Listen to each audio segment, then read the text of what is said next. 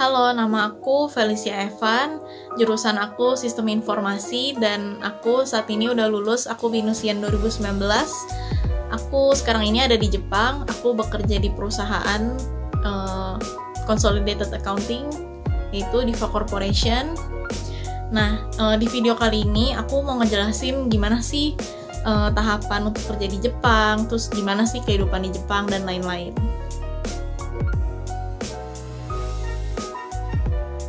Jadi aku waktu itu ikut seminar dari Diva Corporation. Seminarnya itu ada di Binus. Aku tahu info seminarnya itu dari Binus Karir. Jadi di blast di email. Terus akhirnya setelah aku ikut seminarnya, aku ikut proses rekrutmennya, ikut interviewnya ada 2 kali, tatap muka dan Skype. Terus ikut tes juga. Setelah itu kalau misalnya lolos, berarti selanjutnya adalah untuk urusin paperwork. Paperworknya itu kayak visa kerja gitu-gitu. Nah, untuk visa kerja yang dibutuhin adalah yang paling utama, yaitu ijazah dan juga paspor.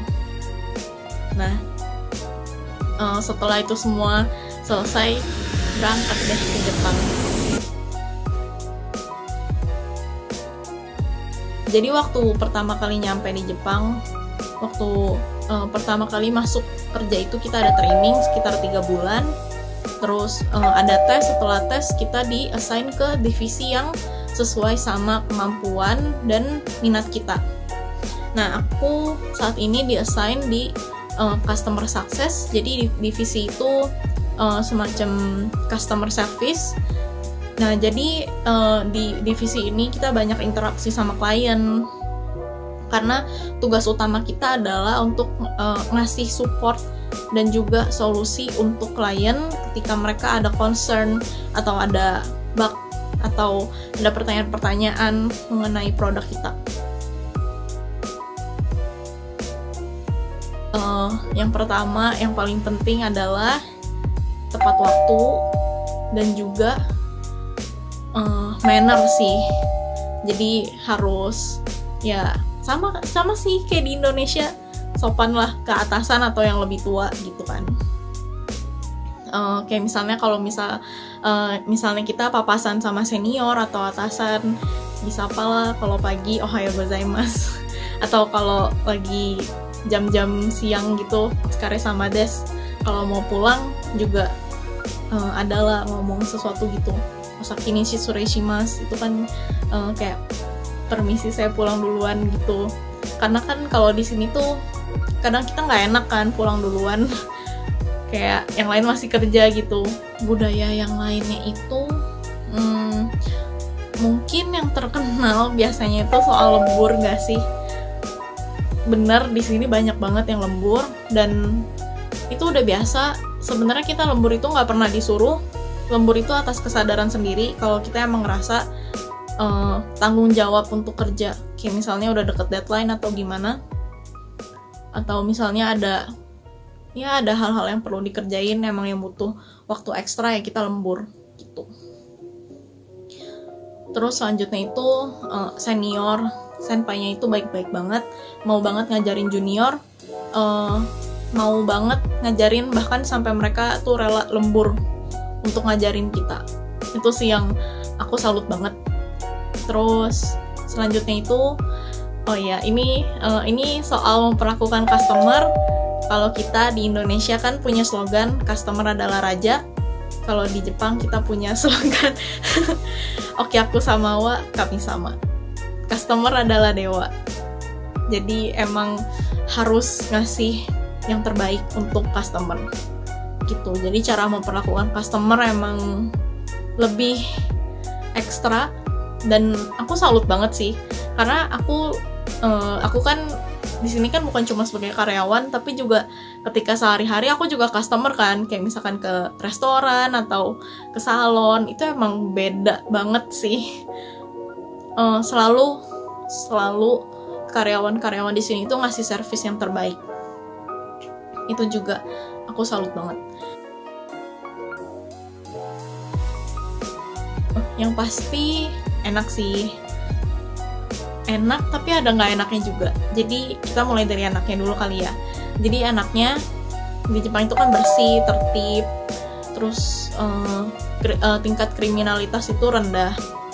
Jadi kayak misalnya kita naik kereta itu bersih keretanya, terus nggak ada yang berisik. Karena di sini tuh ada peraturan untuk jangan berisik dan HP-nya itu di silent. Karena kan di sini kan banyak karyawan yang naik kereta dan mereka tuh lembur sampai malam. Jadi kadang banyak yang tidur di kereta atau baca di kereta. Intinya ya jangan rusuh lah gitu di kereta kan. Dan itu efektif banget. Bener-bener kita bisa pakai waktu untuk commuting, kita bisa multitasking. Menurut aku itu keren. Jadi selanjutnya itu tingkat kriminalitasnya itu rendah. Kayak kita kalau di sini tuh nggak perlu takut ada copet gitu-gitu. Bahkan aku pernah HP aku tuh jatuh di jalan, aku nggak nyadar sama sekali. Malah ada om-om yang ngejar aku terus ngembaliin HP aku. Gitu. Jadi orang-orang di sini juga jujur. Nggak enaknya apa? Biar gimana pun, ini kan negara orang, culture-nya beda, terus juga bahasanya beda banget. Jadi butuh effort ekstra untuk adaptasi sama yang itu, terutama untuk belajar bahasanya dan juga minimal banget bahasa Inggris. Tapi enggak sih, emang harus bisa bahasa Jepang kalau di sini, karena banyak juga orang-orang di sini yang nggak bisa bahasa Inggris. Jadinya kita harus adalah minimal basic gitu. Kalau menurut aku sih kayak gitu, karena kayak kita ngurusin dokumen ke Word Office itu juga sebagian karyawannya itu nggak bisa bahasa Inggris gitu. Jadi minimal adalah bahasa Jepang sedikit-sedikit gitu. Lagian biar gimana pun kan kita kan emang di Jepang ya, harus bisa sih. Culture shock waktu aku baru nyampe di Jepang itu kayak gimana sih? Menurut aku jalan kaki. Kemana-mana jalan kaki, nggak ada tuh Gojek, nggak ada tuh Grab, nggak ada tuh angkot. Jadi kemana-mana jalan kaki, lumayan jalan kaki 15 menit, sekitar 2 kilometeran ya. Terus jalannya cepet lagi, karena apalagi kayak misalkan di stasiun lagi rush hour, itu jalan harus cepet. Kalau kalian jalannya lambat, bisa ketabrak orang. Terus kayak ke supermarket gitu, bawa belanjaan lumayan, karena supermarket kan lumayan juga jalannya, sekitar 10 menitan gitu, tergantung tapi iya, jadinya kemana-mana. Kalau nggak jalan kaki ya naik sepeda, atau bisa sih naik mobil kayak taksi gitu, tapi kan mahal. Terus juga rasa makanannya, aku sih sebenarnya kurang suka. Aku lidahnya Indonesia banget, jadi menurut aku makanan di sini agak hambar gitu. Yang pertama itu paperwork, kayak visa, terus paspor. Terus yang kedua itu mental. Karena biar gimana pun kita tinggal di negara orang pasti beda, jauh dari keluarga, jauh dari temen, jauh dari pacar. Jadi harus disiapin mentalnya supaya bisa beradaptasi, supaya nggak stres. Terus yang ketiga itu bahasanya. Jadi kalau saran dari aku adalah, kalau emang kalian udah punya niatan nih, nanti lulus mau kerja di Jepang, atau kapan gitu, mendingan dipersiapin sejak sedini mungkin, as soon as possible. Kayak misalnya kalian walaupun masih semester 1 atau masih semester 2, nggak apa-apa, belajar aja dulu bahasanya, karena belajar bahasa Jepang kan susah kan. Jadi akan lebih nyantai kalau kalian siapinnya dari jauh-jauh hari gitu. gitu. Karena untuk kerja di Jepang kan kita butuh bahasa Jepang tuh yang tinggi gitu loh levelnya. Gimana ya, karena kita kerja karena bahasa Jepang itu kan ada yang casual, polite, dan lain-lain. Untuk bahasa sebaiknya itu dipersiapin dari dini. Jadi kalau misalkan kalian udah ada rencana mau kerja di Jepang, walaupun kalian masih semester 1 atau kalian masih semester 2, nggak apa-apa disiapin dari jauh-jauh hari itu, nggak apa-apa banget, karena bahasa Jepang itu kan lumayan rumit.